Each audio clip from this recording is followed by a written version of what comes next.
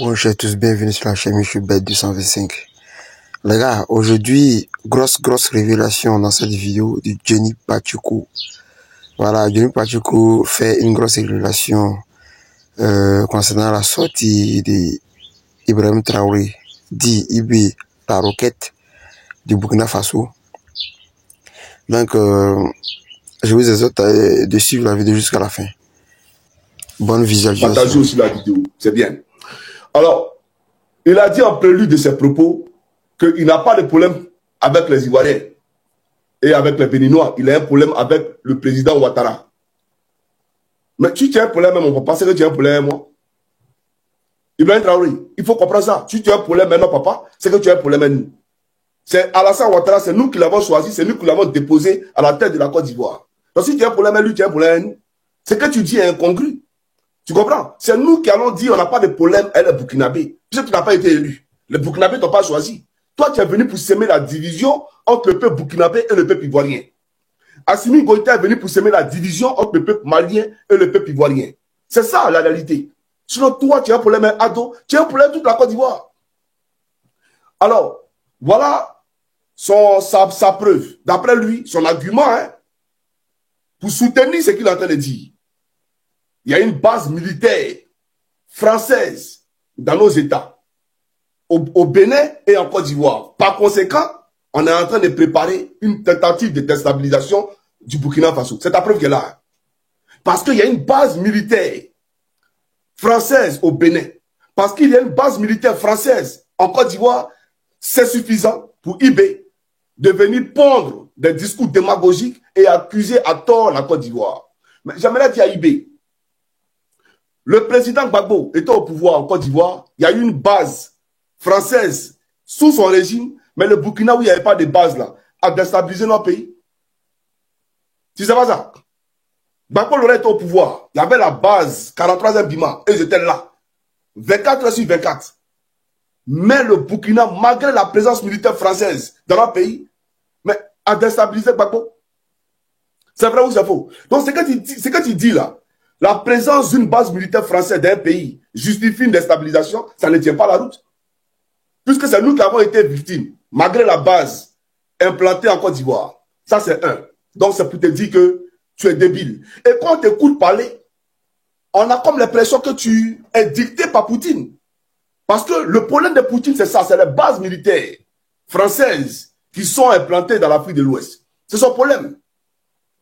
Tu tiens le même discours que le président chinois, qui dit aussi que la présence américaine au Japon, c'est pour déstabiliser la Chine.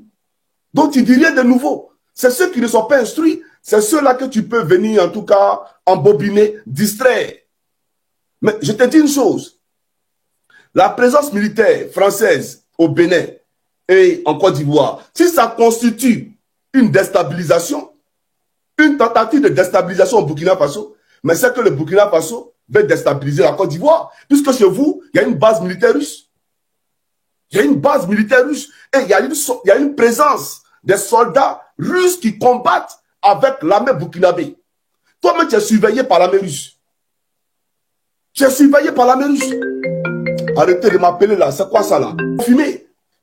Chez toi au Bénin, il y a une présence militaire russe sur ton territoire. Mais jamais le président Patrice Talon, jamais le président Alassane Ouattara, mais jamais ces deux présidents n'ont tenu un discours pour accuser le Burkina Faso de vouloir déstabiliser la Côte d'Ivoire sous prétexte que la Russie qui est implantée chez eux là veut bien entendu prendre leur pays. Et pourtant, ils ont tout le droit de le dire, puisqu'on a les preuves irréfutables. Ibi la Roquette, quand j'entends ces discours, quand je regarde ses sorties, franchement, ce gars-là, il ne cessera pas de m'étonner. Ibi Cacao, comment tu peux dire, je n'ai pas affaire aux Ivoiriens, mais j'ai affaire à les présidents, à les autorités. Mais mon frère Ibi la Roquette, quand même, tu peux pas avoir affaire à un président démocratiquement élu sans que tu n'aies affaire à son peuple. Plus qu'il est là, c'est grâce au peuple, c'est le peuple qui l'a mis là pour gérer ses intérêts. Et tu ne peux pas avoir affaire à lui, en même temps, ne pas avoir affaire à son peuple. C'est impossible. Le président et son peuple, c'est indissociable. Bon, je comprends, hein. Comme chez toi là-bas, on t'a pas invité. Tu es venu par toi-même, par la force des muscles, par la force des fusils, hein, par la force de la barbarie. Hein, parce que nous tous, on le sait, le coup d'État ne font jamais du bien à un pays.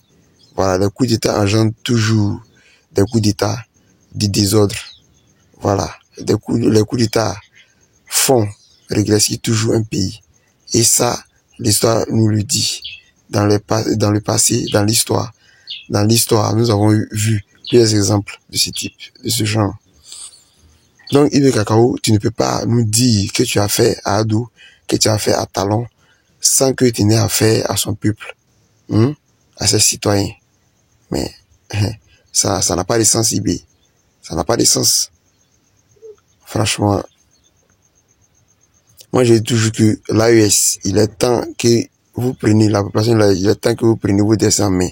Sinon, vous allez vous retrouver, comme le disait un groupe Zouglou, Espoir 2000 dans la chanson. Sinon, vous allez vous retrouver dans le village de Si je savais. Abonnez-vous, salut.